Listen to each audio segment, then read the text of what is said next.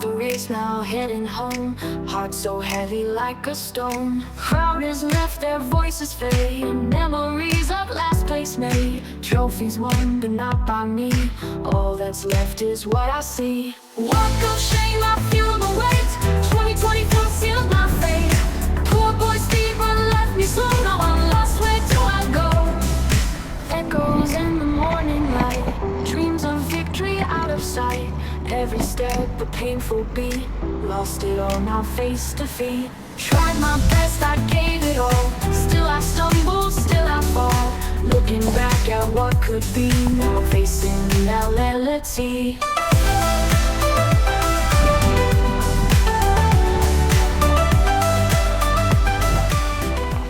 Oh, that's new.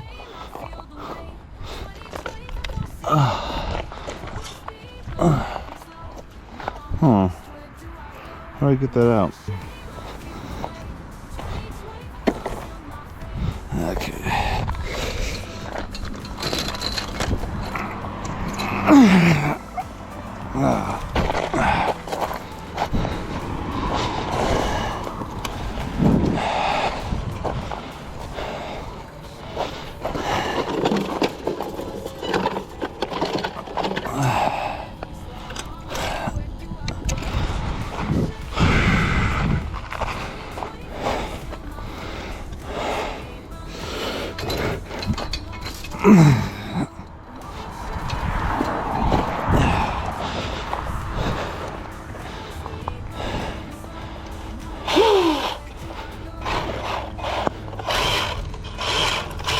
Ooh, we're all stripped.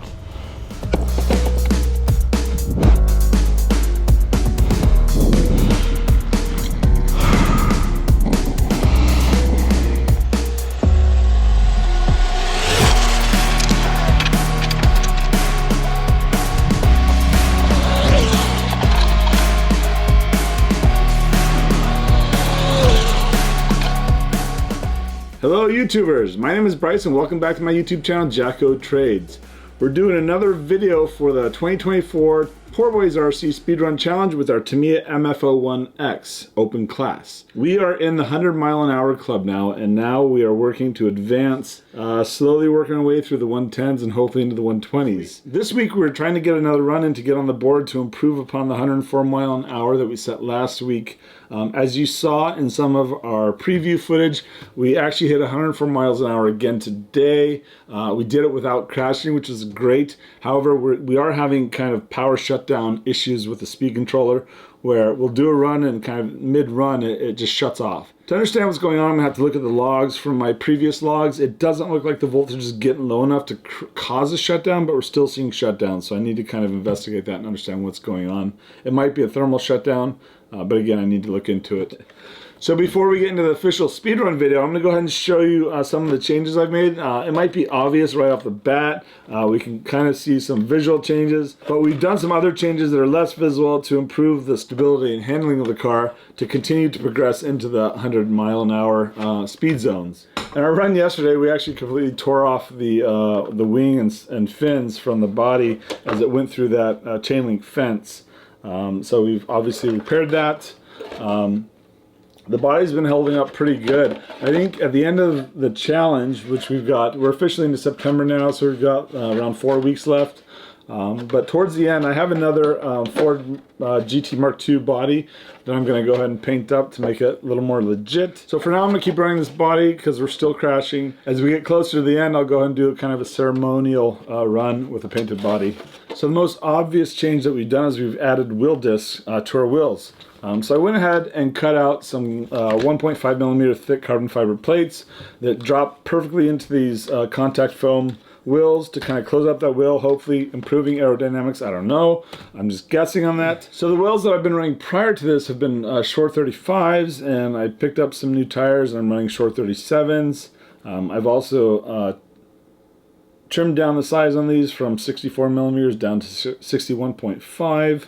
Another thing that I've been doing is balancing the car axially along the mid plane of the car. So what I've had to do, since I'm running my battery on this side of the car, I've added 5.5 ounces of weight to this side of the car to help balance that, so that when this car sits up on pins, it's perfectly balanced. Obviously it's not balanced down because I don't have the battery in. I had this little aluminum bar that already had some tapped holes in it. And basically what I did is I got 2 screws, and you can do this with anything. You can do it with a 2x4 and some nails. You want somewhat of a flat surface just so you have a point where it can actually sit flat.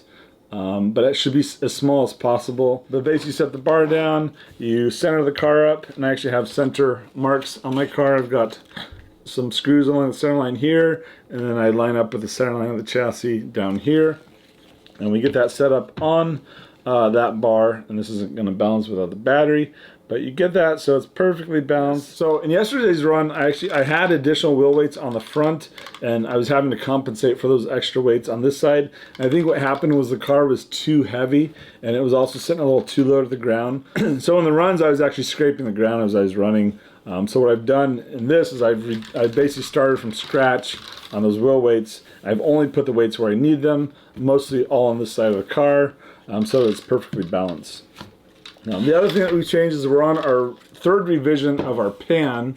I went ahead and closed up the gap a little more around the front wheels. So what I've also done is open it up a little bit so I can get more steering out of the front, so that when I'm setting up for the runs I have a smaller turning radius. So yesterday on my last run I actually stripped both the front and rear bevel gears.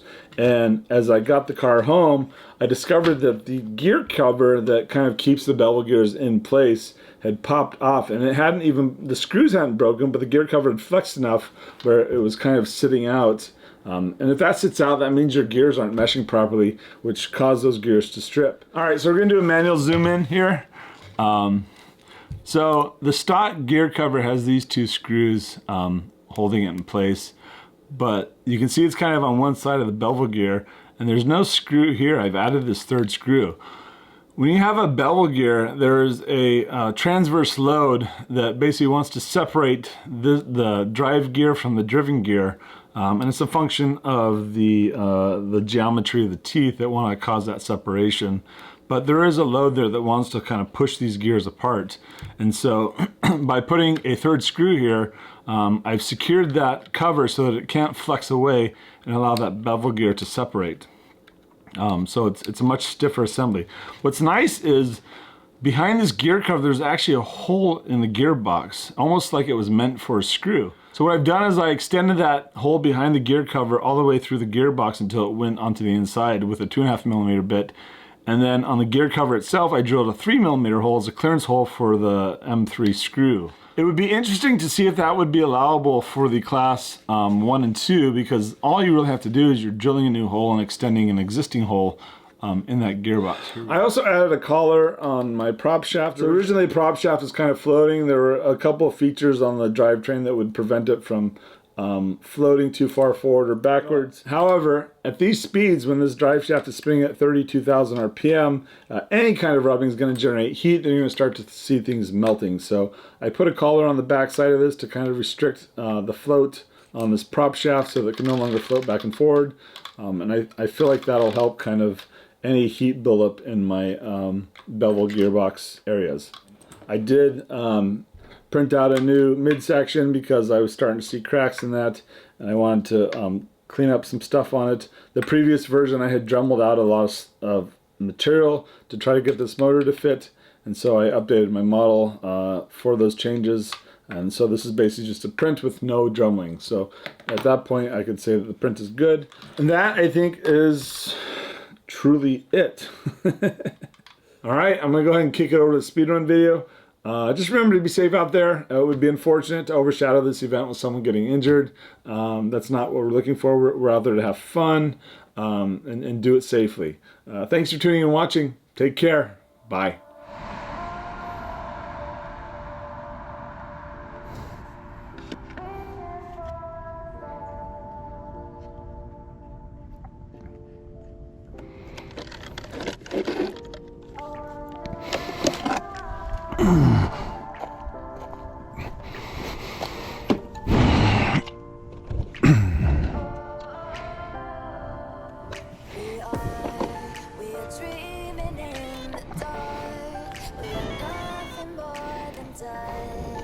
Search but you stay lost.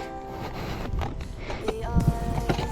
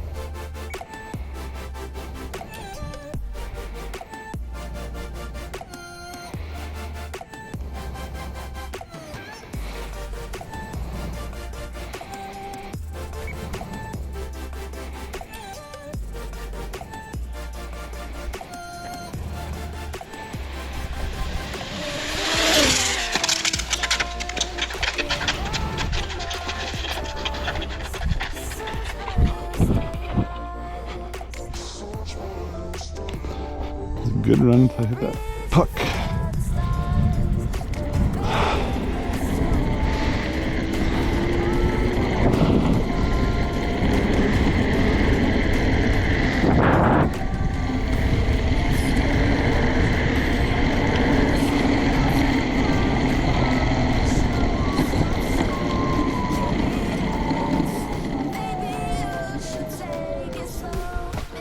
Oh, you got carnage. Okay.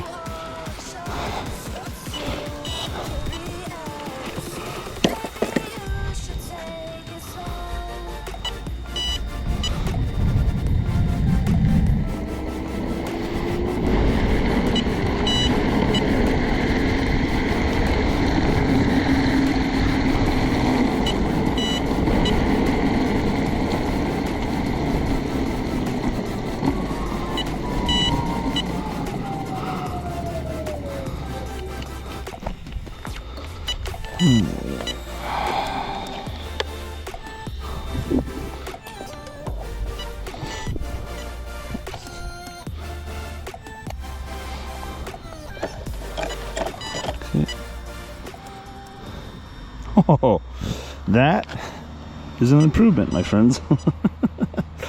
Nice job. 113. We crashed because we hit that puck in the road, but yeah. 120, here we come. That's awesome. All right, let's look at it. Make it legit.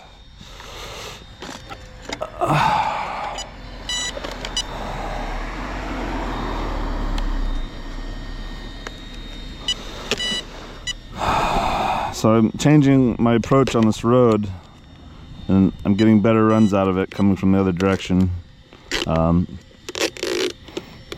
I'm trying to hit full throttle before it passes me. It was before I was hitting full throttle after it passes me, and I had a lot less. I felt like I had a lot less control after it was past me because, and I had a run where the car overshot my strip, and I had a run where the car overshot my my strip and went into a culvert. Oh, look, we actually broke a body post. That's the first time we've done that.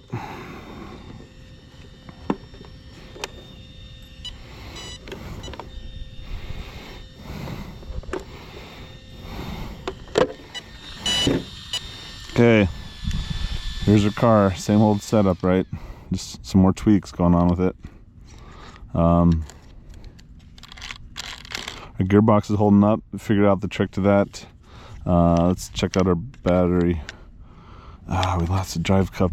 Those pesky little drive cups that like to disappear on us. Here's our 3S battery. 4 wires. All right, well, thanks for tuning and watching. Take care. Bye.